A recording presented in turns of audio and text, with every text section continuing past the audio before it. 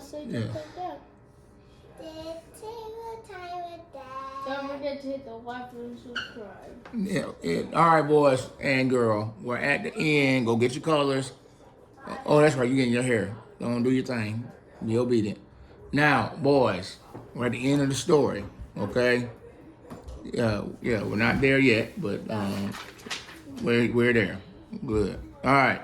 So remember, last time we left, what happened to all the? What happened to the Messiah? What happened to Yahshua?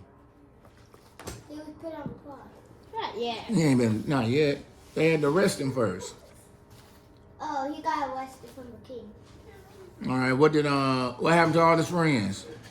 They got betrayed him. No, one betrayed him. Two betrayed him. One betrayed him. Everybody else ran away. Wait, I thought two betrayed him. No, one denied him. Remember what was gonna happen?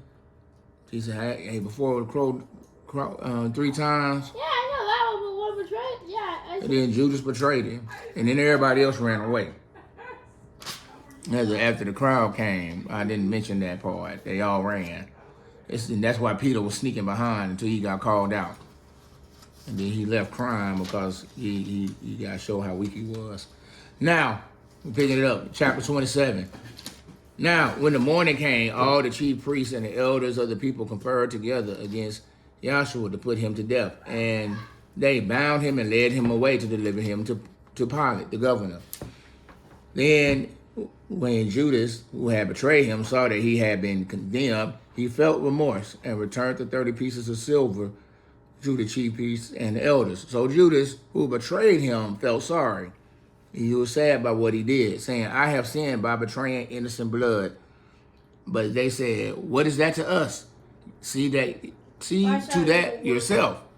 And he threw the pieces of silver into the temple sanctuary and departed, and he went away and hanged himself. He committed suicide. He was so distressed. The chief priest took the pieces of silver and said, "It is not lawful to put it in the temple treasury, since it is the price of blood." You see that they came up with all kind of rules about even the money. Even though they took that money, stop picking your nose, they took that money and gave that money to that man so they can kill somebody, which, I mean, they breaking all the laws. They done took the things from the house of God and used the things from God to kill God. How terrible that is. And then they say, "Oh, this place is sacred. We got to do something else with this money. We can't leave it here." And so they took the money and they bought the potter's field as a burial place. It was a place as a place for strangers. And so these guys did this good thing, quote unquote, and they was like, "Oh, we're going to open up a cemetery for people who we don't know, and they die. They have a place that we can put them to rest." You know, they tried to take and make it. As you know, it wasn't good. They bought the field as a place for strangers, but that was just a pretext. You know, they're acting religious, but really what they're trying to do is cover up a crime.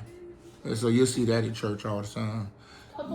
Then that which was spoken through Jeremiah the prophet was fulfilled, and they took 30 pieces of silver, the price for the one who had been set by the sons of Israel. And they gave them for the potter's field as the Lord directed. Shh. We're not. This is about the Messiah. This ain't about currency and minting of coins. I'm pretty sure they were just Anyway, listen up. Verse 11, Ezra. Wait. Now, Yahshua stood before the governor, and they questioned him, saying, "Are you the king of the Jews?" And Yahshua said to them, "It is as you say." And he was being accused by the chief priests and the elders. He did not answer. Then Pilate said to him, so the same people that been following him, they accused him, but he didn't say a word. Then Pilate said to him, "Do you not hear how many things they testify against you?" And he did not answer him with regard to it. Where is carrying the cross? We're not there yet. And so we're about to get there. And so they did not answer him. The governor was quite amazed. Now, at the feast, the governor was accustomed to release people, anyone prisoner whom they wanted. That's so during festival time, because remember, what season are we on? Winter. No, Passover. Mm-hmm. We're at Passover. And so at Passover, Is that where we started? at Passover, yep, we started at Passover, and now we're at Passover at the end. So remember, at Passover, they had a custom that they would let a prisoner free, kind of like the lamb. And so they're gonna pass over somebody's judgment. And so, So who was it? but at the time they were holding a notorious prisoner called Barabbas. He was an evil man.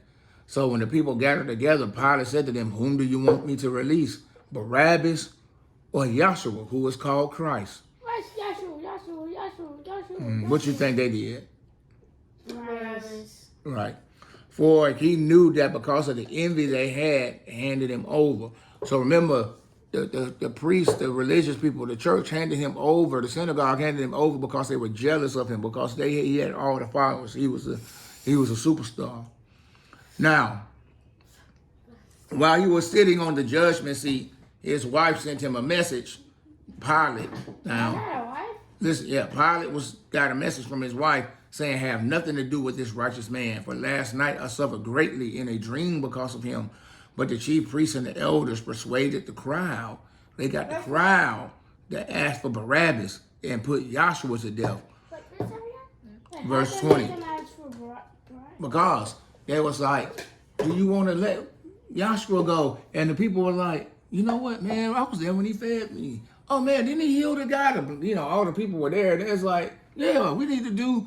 But then the chief priests and the elders, they were all shouting, "Barabbas, Barabbas." And they had their crew and their followers saying, "Barabbas, Barabbas." Now, Barabbas, that notorious prisoner, was probably a Pharisee or a Sadducee. But anyway, so the people gathered together. Pilate said to them, "Whom do you want?" While he was sitting there on his judgment seat, his wife said, "Hey, don't mess with him." But the chief priest said, "Call Barabbas." But the governor said to him, "Which two do you want me to release for you?" And they said, "Barabbas." Pilate said to them, "Then what shall I do with Yahshua, who was called Christ?" They all said, "Crucify him." What is Where's that? that part? I didn't get to see that. Oh. They said, "Crucify him." Oh yeah, you had to go back the page. This is the page. Why did they say it was supposed to do that? Crucify him. They said, you're gonna nail him to the cross. That's what crucify means. They want you to, they say, nail him to the cross. Now, how did Yahshua treat people? Nice? Did he do anything bad? Nope. And the same people who watched him do all these great things are the same people saying, And they wanted to kill him. yep, They didn't want to kill him. this is how we treat God, guys. What do you mean they didn't want to kill him? They did, because they said crucify him. And they said, why? Then listen to this. This is what Pilate's a wicked man. Pilate, that Roman guy, is a wicked man. And he says, This guy? yes. And so he asked the people. He says, "Hey, why?" They say, "Crucify him." He said, "Why? What has he done?" But they kept shouting all the more, saying, "Crucify him." When he saw that he had accomplished nothing, but rather that a riot was starting, he took water and washed his hands in front of the crowd, saying, "I am innocent of this man's blood. See to that yourselves."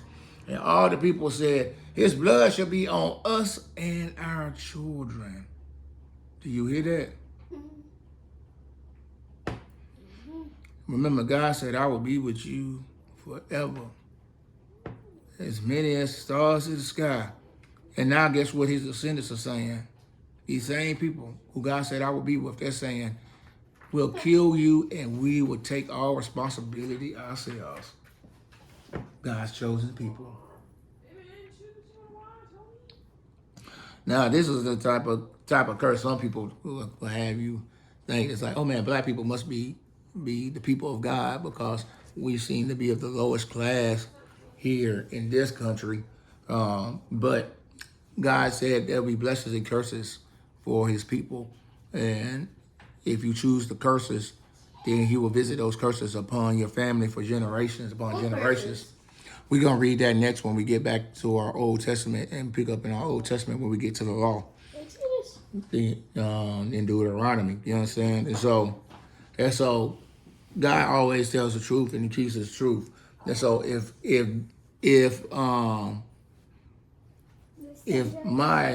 our great grandfather was on that mountain in Sinai and they say guys say blessings and curses, he says, let it be as it is. Curses for my whole family. If anybody don't follow you. And then, his grandson says, hey man, we ain't following God no more. That's what we see in Judges. Then the curse is going to pass all the way down to you and me. That actually happened. Oh, yeah. That's and why. The curse got away. Oh, by turning to God and doing what he say. Now, does that mean that we're going to live the way somebody else lives in this world? Probably not. We might not have the same type of favor and, be rich or any of those type of things. That might not be it because of those curses, but it doesn't mean that you won't live a full life, a blessed life, or an abundant life. It just won't be as abundant as it could have been because you cursed, thanks to your ancestor, because God keeps his promises. And so here it is, 25, and this could be our ancestors saying this. His blood shall be on us and our children. We kill him. We say crucify him, whatever happens, I promise. Oh, it's just right there, crucify. Right. And so they're promising. So we're at verse 26. And so, Look like that. Asher. Because I don't have verse 26. Boys, listen.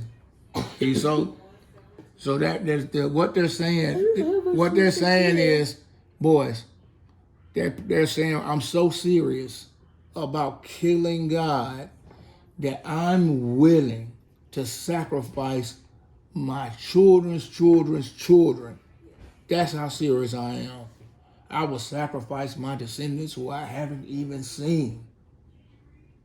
That's what they're saying. That's how wicked they are. No, I don't want to be dead. Or me. But that's what they asked for. That's what they asked for. And God said, and God gives his words. And then they made an oath. All right. Then they released Barabbas for them after having. Why does he have an A on his arm? Listen. 26. They released Barabbas after having Joshua scourged. He handed him over to be crucified. So not only did they not want to let him go, they said, oh, before we let him go, before we crucify him, let's beat him. Let's beat him. Let's whip him with a leather whip. Yeah, let's get a whip with some glass. Yeah, let's get the whip with the glass pieces in and strip him down, and then we're gonna whoop him. Then after we whip him and beat on him some more, then we're gonna nail him to a cross and kill him. And so listen. So they scourged, Joshua was scourged, and then they handed him over. Then the soldiers, listen. So 27. Then the soldiers took Joshua into the praetorium and gathered the whole Roman cohort around him. They stripped him and put a scarlet robe on him. Now, after his own people beat him and whipped him, then they took him to the Romans so they can hang him up on the cross. But when the Romans saw him, like, oh, look, it's the famous guy. He's the prophet. They started bullying him. And they put clothes on him and they started beating on him. And so. Is that when they put the thorn crown on him? Right, and right, 29. So they put the robe, right, 29. Look, Ezra, verse 28. Yeah, right there in that middle picture. That must have been. And so, listen. So they put a robe on him. They put twigs or crown of thorns on his head, or reed in his hand, and they knelt down before him and mocked him, saying, "Hail the King of the Jews." Now, the thing that is unfortunate, what the Jews did not understand, is that the Romans were also mocking them. They had no respect for the Jews. And this is how they show it, even in all hail the King of the Jews. That's how they really felt about him. They did not like them. And so they spat, verse 30, listen, they spat on him. and they took the reed that they had in his hand, and then they beat him on the head. After they had mocked him, they took the robe off him and put on his own clothes, and then they led him away to nail him to the cross. So he's carrying the cross to be nailed on. As they were coming out, they found a man, a Cyrene named Simon, who they pressed into service to bear the cows. So Simon didn't want to. They made him. Remember, they beat this man. His own people beat him, whipped him, and the Romans beat him. And then after they whipped him and beat him, then they said, hey man, put his clothes back on so he can carry his cross. Let's dress him back up so it don't look like we did anything to him. And then he had to carry his cross. And then they sent him back out there. So And then they came to a place called Golgotha, which means the place of the skull.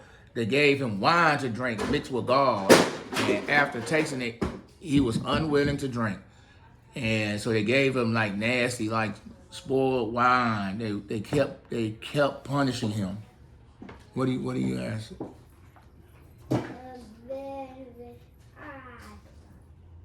All right. So listen.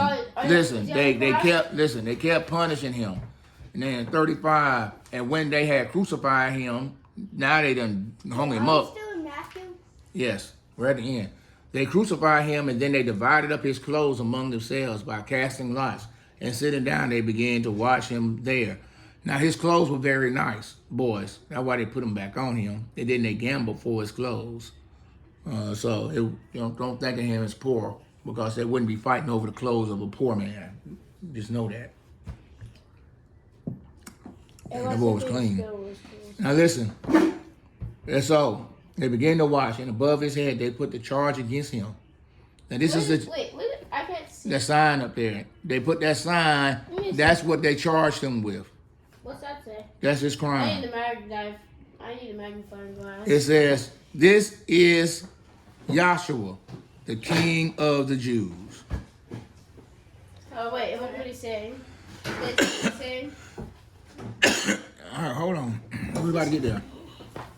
And in the same, listen. And so then 2 robbers were crucified with him, one on the right and one on the left. 2 robbers, listen. And those passing by were hurling abuse at him and wagging their heads and saying, "You who are going to destroy the temple and rebuild it in 3 days, save yourself. If you are the Son of God, come down off the cross." So these were probably the Pharisees and Sadducees. And some in the same way, the chief priests also came along with the scribes and they were mocking him. So the same people that were jealous and following him are now making fun of him. He can save others, which was true. Oh, so him. Hold on. Why you got that? Well, I'm doing Bible time. Listen, this is how bad they treat God. Listen, how bad we treat God. Now, they say he saved others. They watched him do good deeds and then made fun of him for not saving himself. He is the King of Israel. Let him now come down off the cross. They say, now if he come down off the cross, then we'll believe in him. It's like, wow, now we're going to believe? If you come down off the cross after he did all that work. He trusts in God. Let God rescue him now. If he delights in him, for he said, "I am the Son of God." The robbers who had been crucified with him were also insulting him with the same words. Now from the 6th hour, darkness fell upon the land until the night hour. And so it got real dark. About the night hour, Jesus cried out in a loud voice, El lama sabachthani. That is, my God, why have you forsaken me? And some of those who were standing there, when they heard it, began saying, "This man is calling Elijah." Immediately.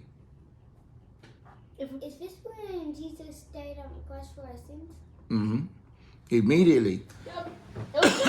Yep, this is it. Immediately, one man ran up with a sponge and filled with sour wine. He put it on a reed and gave him to drink. But the rest of them said, "Let us see whether Elijah will come to save him." You know, understand this. All these people know who he is. They know his reputation. They know people he helped, and he only did good things. and no one is helping him. Maybe because they thought they were going to be put on the cross, and they helped them. If you couldn't walk and now you can walk, you think you'll use those legs to run up there and tackle the cross? You know, wouldn't you think you'll try? You see what he's done. You wouldn't use your eyes to try to stop him. Right there. There's more of them than there are of the guards. Yeah, he's right. There's only 2 guards, but they can. Well, it don't matter. There's more people. You brush them. But anyway, and so but guess nobody's. They just watch it. Let's see if somebody else. It's somebody else. Even though he did all these nice things for me, let's see if somebody else will help him, because we won't help him. You understand? That's how wicked we are. Even though God does all these wonderful things for us and does nothing but blessings. You understand? Mm-hmm. They see God suffering. Man is doing nothing but good things.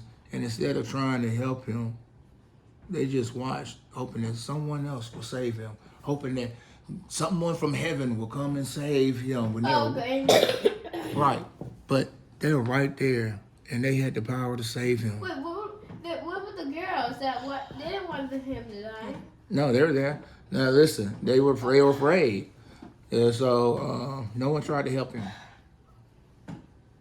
That's what you need to know about man and his wickedness. Would you save him?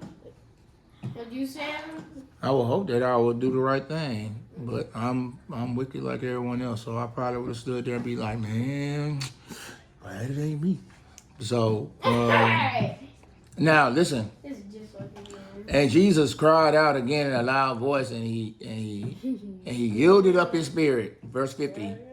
Verse 50, Ezra, he dies. have a verse 50. Verse 50, he dies. And behold, the veil of the temple was torn from top to bottom, and the earth shook, and the rocks were split, and the tombs opened, and many bodies, listen, of the saints who had fallen asleep were arise. So it's like goats were walking through the street, and they're coming out of their tombs after the resurrections. They entered into the holy city and appeared before many. So people saw their dead relatives and walking the streets. They're alive? So like their grandma? Yeah, they saw They're everything. alive? Oh yeah, they Did saw. they ask questions? I don't know.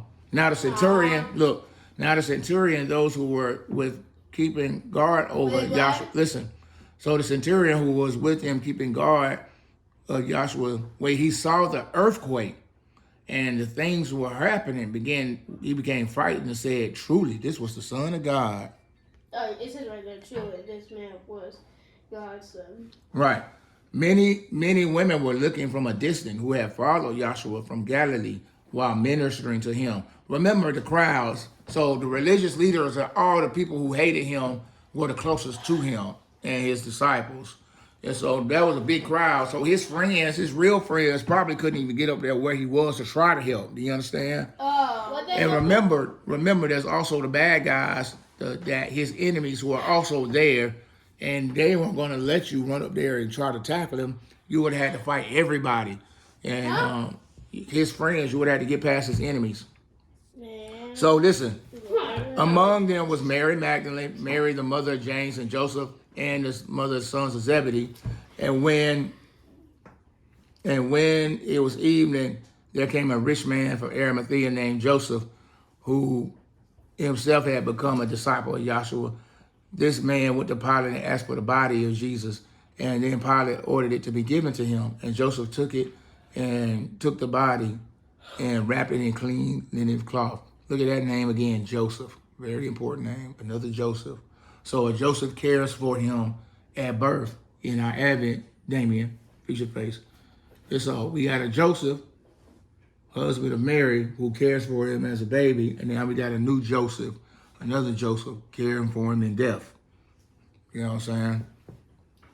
That's a beautiful Maybe thing. it's the same Moses. No, it's not saying Joseph. Some suggest that Joseph might have been dead. He might have died. Now, on the next day, after the preparation of the chief priests of the Pharisees got together with Pilate and said, "Sir, we remembered that when he was alive, that deceiver said after 3 days he was going to rise up again. Therefore, give order and for the grave to be made secure until the 3rd day. Otherwise, his disciples may come and steal him away and say to the people, he has risen from the dead. And the last deception will be far worse. than the first. And Pilate said, you have a guard go and make it secure as you know how. Because I already told y'all I didn't want to fool with this. And I tried to let y'all let me free. Now you want my help? Y'all already done killed the man. Y'all already got my help to kill him. Now you want me to help keep his body in there? You take care of it yourself. Oh. And they went and made the grave secure. And then they put a seal on the stone. All right, it's our last chapter. Yeah. Now, So we do the first part? boys, congratulations. We have completely covered the life of Yahshua at the end of this. Is he still going? This is at the end. This is at the last chapter, Matthew 28. That was for stay. Now, Damien and Asher and Demetrius, But before it's only 20. after the Sabbath, as it began to dawn, towards the first day of the week, Mary Magdalene and the other Mary came to look at the grave. And behold, there was a severe earthquake that had occurred. I know this part. For it. No. What was it, Damien? Go ahead. We actually did this at church. Not the Yeah. earthquake part. Just know. The They guy- looked in there. One at a time. And, They looked in there. and he was gone. He's gone. He He vanished. vanished. It been there. There's no way out. They're like, oh. All right. Let's see what we got. Wait, So- you gonna do the next part? Oh wait. No. Y'all left out a part. And behold, the earthquake occurred, for an angel of the Lord descended from heaven right. and came and rolled away the stone and sat on it. Oh wait, And wait a minute. And his appearance was like lightning, and his clothing was like as white as snow. He probably looked like Godspeed, the White Flash. wait, And he's just standing there. Who's that? Superhero. Don't worry about it. But he's standing there all white, standing in lightning, looking like, Is this? Static Shock.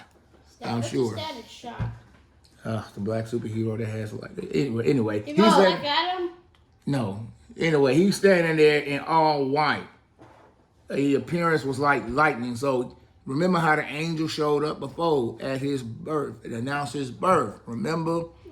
And he lit up the sky like daytime. Now that same angel is probably the same one. And he back this daytime. But he looks like lightning because he's still that bright. All right? So he's sitting there chilling. It was nighttime when they. No, daytime. The guards, now look at this. The guards shook for fear of him and became like dead men. They passed out. And so the angel said to the women, do not be afraid. Passed out. Right. And so and what the angel say? Always, do not be afraid. The God to me. And for Yahshua, who has been crucified, you're looking for Yahshua. He is not here, for he has risen. Why are you crying? He has risen. Listen, just as he said, come and see the place where he was lying. Go quickly, tell his disciples that he has risen from the dead. Behold, he is going ahead of you to Galilee. Remember, because you weren't welcome at home, for you will see him. Behold, I have told you. And they left the tomb quickly with fear. Wait, can I just part? Hold on, with fear and great joy to report to the I don't disciples. understand. What? So they said they saw a vision instead of saying they saw an angel. All right, well, let's see. And then, behold, this is, they ran to go tell the disciples, and behold, Joshua met them and greeted them. He's like, hey, what up? And they came up and they took hold of his hands and his feet and they worshiped him. And he said, do not be afraid. Go, take word to my brethren to leave for Galilee, and there they will see me. Now, while they were on their way, some guard came into the city and reported to the chief priests all that had happened. Remember, the angel showed up, and they ran and told the same folks that got him killed. And then they had assembled the elders and consulted together. They gave a large sum of money to the soldier and said, you ought to say, his disciples came by night and stole him away while he was asleep.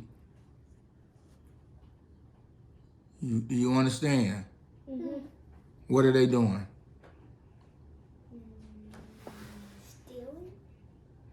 No. We talked about this before. They're being divisive. They're being deceptive. They knew that he was telling the truth. That's why I'm dead. Who did they want dead? Is Yahweh. Right. And so their own security is like, hey, an angel, I saw one.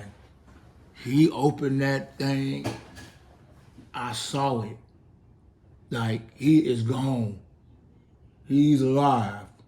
And instead of them going to worship God and praise, they were so wicked and stirred away so badly that instead they was like, hey man, give that man as much money as he needs for him to shut his mouth, lie and say that that man got robbed, that they came and stole his body in the middle of the night. The right response was been to go and repent and be like, I am so sorry that we crucified you, Lord, forgive us. They said, nah, this is our land. This is what Jesus was saying. This is our land. This is our people. We're in charge. We're in Moses. We're God. We say what's right. We don't want you. Is how they were. But listen. And listen, and if this should come to the governor's ear, Pilate, we will win him over and keep you out of trouble. And so they took the money. He took the money like and did what they were instructed. And the story was widely spread among the Jews, and it is to this day, to the day that they were writing this. But 11 disciples proceeded to Galilee, to the mountain which Yahshua had designated. When they saw him, they worshiped him, but some were doubtful. And Yahshua came and spoke to them, saying, all the authority has been given to me in heaven and on earth. Go, therefore, and make disciples of all nations, baptizing them in the name of the Father, the Son, and the Holy Spirit, teaching them to observe all that I commanded you. And lo, I am with you always, even to the end of the age. That is what is called the Great Commission. So, I'm going to explain this to you. Wait, what verse?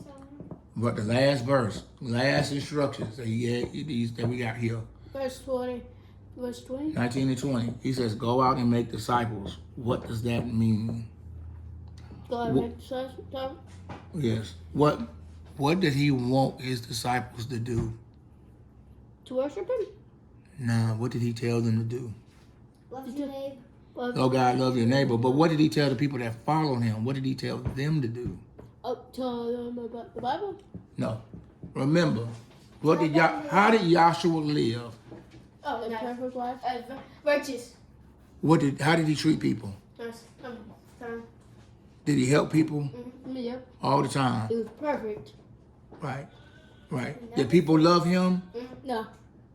No, there's people that hated him, but the people that he talked to, people love being with him, love being around him. He is a great person, you understand?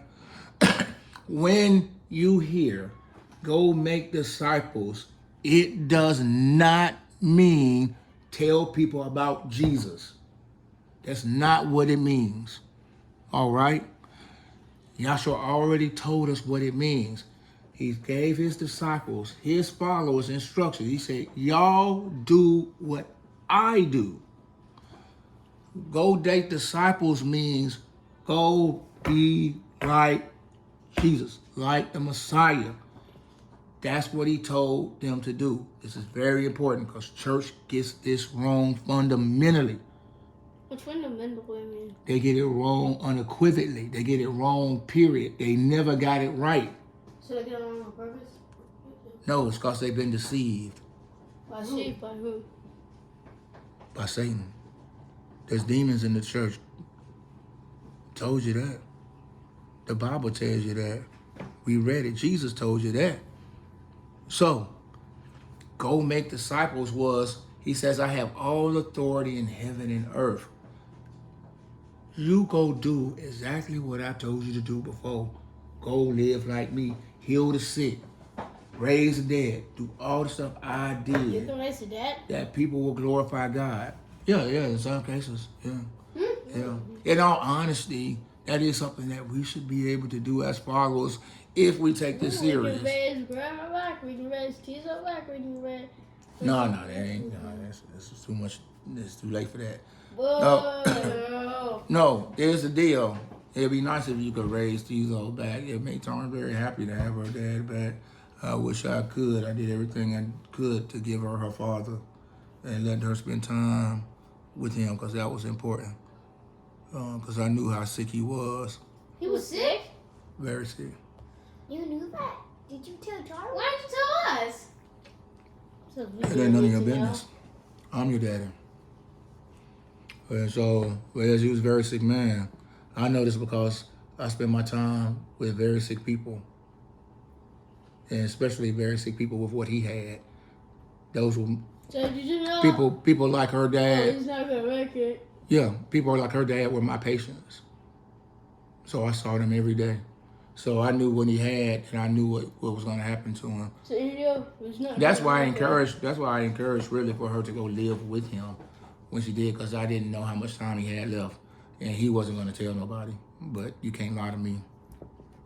And so anyway, go out and make disciples means to live just like he did, and then encourage other people to live like you live.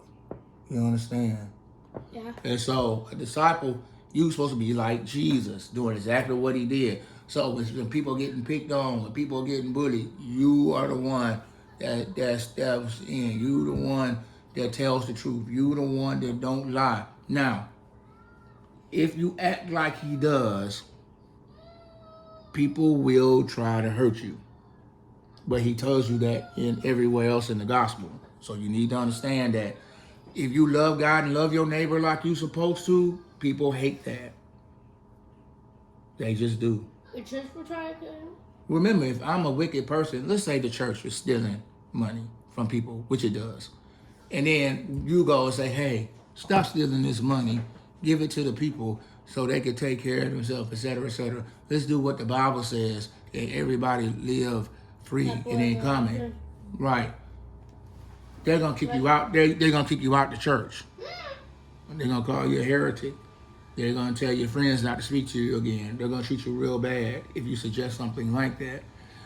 Jesus is not telling you to go out and spend tens of thousands of dollars going all over the world to tell somebody about God. They already know. What he wants you to do is what? What did God ask you to do? Love God and neighbor. That's it. Love God and love your neighbor, and tell other people to do the exact same thing.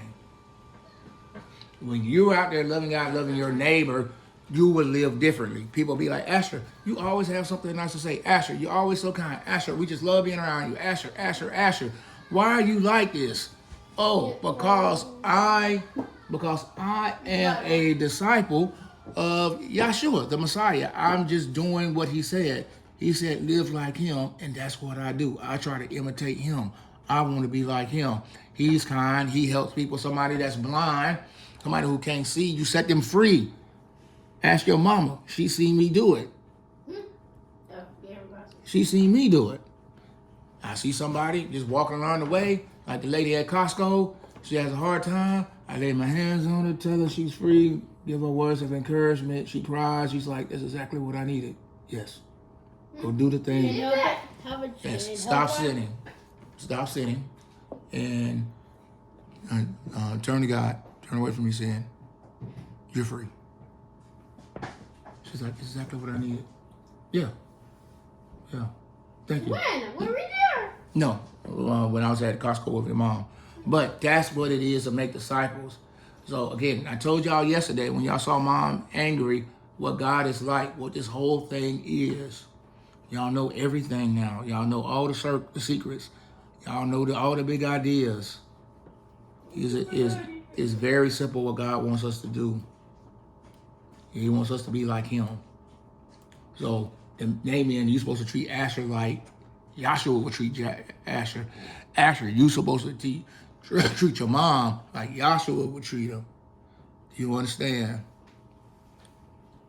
You understand? God says, why? Because I love them and they're made in my image. And so, what did Yahshua do by dying on the cross at this crucifixion? It was what we saw yesterday. God's wrath is ready. You saw how angry your mother was. She is ready to destroy you. Explode. Asher. But what has to happen? Somebody has to come and stand in the way. Asher. Someone has to take that anger. That's what he does. Do you understand? Do you understand? Mhm. Him doing that gives us the opportunity The fight to, back. yes, Sure. yes. Not literally fight back like I said. It gives us the opportunity to be righteous. Boys, this is important. Believing in Yeshua, believing in Jesus, as they would say in church, should change your lives. Y'all should live a certain way as proof that you believe in God. You understand? He says you have to believe in my son because he is trying to demonstrate that he is true and real and faithful and kind, etc. He said, hey, look, you have been a sinner, Demetrius, like how y'all playing right now. I'm And not playing the game. listen, he's saying y'all have been sinners, but it's okay. I have made a way that if you believe in me, you can demonstrate it by believing in my son, the one who I've sent. That belief alone will make you righteous. But how do I know if you really believe? Well, if you really believe what I say, then you will do what I told you. And what did I tell you? Love your neighbor. Oh, ooh. Do you understand? So when you're in church, you hear anything that's hateful coming out of somebody's mouth, or somebody tells you, hey, we can love people, but we can't love those people. You hear any type of thing that is hateful. That is sin. Again, y'all know everything now. Ain't nothing else left to tell you. Now, we're going to read through these laws, and then it should, kind of help fill out where you can understand what righteousness is in a practical way. But that's it. I got to get to work. I got a phone call in 60 seconds. So look, it says watch